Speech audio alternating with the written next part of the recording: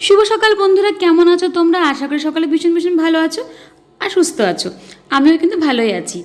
আর আজকে নীল ষষ্ঠীর ব্লগ নিয়ে এখানে হাজির হয়ে গেলাম তোমাদের সাথে শেয়ার করার জন্য। আর দিদি নীল ষষ্ঠীর উপোস রেখেছে ভাগ্নির জন্য। তো এখানে দেখো পঞ্চামৃত বানিয়ে দিদি ভালো করে ভোলে বাবাকে স্নান করিয়ে দিচ্ছে, এখানটায় সুন্দর করে রেডি করে নিচ্ছে সব কিছু। আর যেহেতু প্রদীপ যে দেয় চড়ায়, যে ঘিয়ের প্রদীপটা, সেটা তো বিকালেই দেয় সন্ধ্যার পরে, তো তার জন্য এটা এখনও জানানো হয়নি।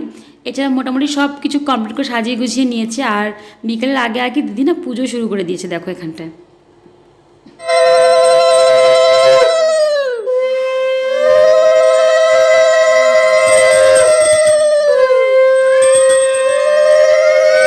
হ্যালো, নমো শিবায়। আবার বলো, ওম নমো শিবায়।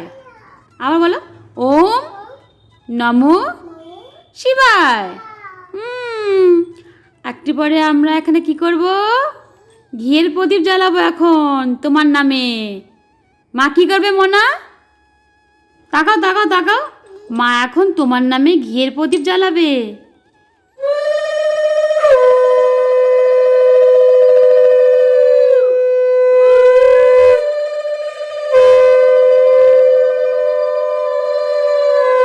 ওম নমঃ শিবায়, ওম নমঃ শিবায়, ওম নমঃ শিবায়, ওম নমঃ শিবায়।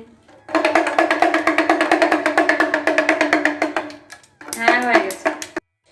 তো নীলষষ্ঠী উপলক্ষে নীলের ঘরে যে ঘিয়ের প্রদীপটা দেয় সন্তানের নাম করে, তো সেটা দিয়েই দিদি আজকের এই পুজোটা সম্পূর্ণ করা হলো।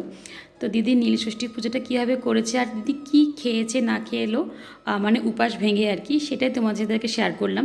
তো এখানে দেখতেই পাচ্ছ যেখানে কলা, সাবু আর বেল নিয়ে নিয়েছি। আর এই বেলটা কিন্তু বেশ ভালোই ছিল, মানে প্রথমে ভেবেছিলাম যে কেমন হবে, হয়তো খারাপ হবে নাকি, কিন্তু না, ফাটানোর পরে দেখলাম যে ভেতরটা ভালোই পাকা ছিল আর কি। তো এটাকে আমি এখন পুরোটা বের করে নেব, তারপরে বের করে সেটাকে পুরো ভালো করে মাখতে হবে। আর মাখার পর এটাকে দুধ দিয়ে গুলিয়ে তারপরে আমি এটাকে ছাঁকবো, কারণ এখানে অনেক আঁশ থাকে এটাতে, তো তার জন্য এটা প্রসেসটা করা করে। তো এটাকে আমি ছেঁকে নিচ্ছি। আমার মোটামুটি সব কিছু কমপ্লিট হয়ে গেছে, খালি একটুখানি চিনি দিতে হবে যদি মনে হয় যে মিষ্টি হয়নি সেভাবে। অ্যাকচুয়ালি দুধের পরিমাণটা একটু বেশি হয়ে গেছে, তো তার জন্য না মানে বেলের যে কালারটা সেটা সেভাবে দেখা যাচ্ছে না, দুধের মধ্যেই লাগছে দেখতে। তো এখানে আমার এটা কমপ্লিট হয়ে গেছে। আর দিদি যেহেতু মানে আমাকে একটু হেল্প করতে আসলো সাবু মাখতে, তো দিদি এখানে সাবু মাখা হয়ে গেছে, সব কিছু কমপ্লিট। আর এখানে দিদি এখন সবাইকে পরিবেশন করছে। তো সবার ফার্স্টে এখানে কিন্তু শরবতটা খেয়েই মানে আর কি আমরা শুরু করছি। সকাল থেকে দিদি যেহেতু একদম নির্জলা উপাস, তো তার জন্য সবার আগে বেলের শরবতটি খাওয়া হয়েছে। তো আজকের ভিডিওটা এখানেই শেষ করছি। যদি ভালো লাগে তাহলে একটা লাইক করে দিও, আর যারা আমার চ্যানেলে নতুন আছে তারা চ্যানেলটাকে সাবস্ক্রাইব করে দিও। চলো বাই, টাটা, পরে আবার দেখা হচ্ছে। সবাই ভালো থেকো, সুস্থ থেকো।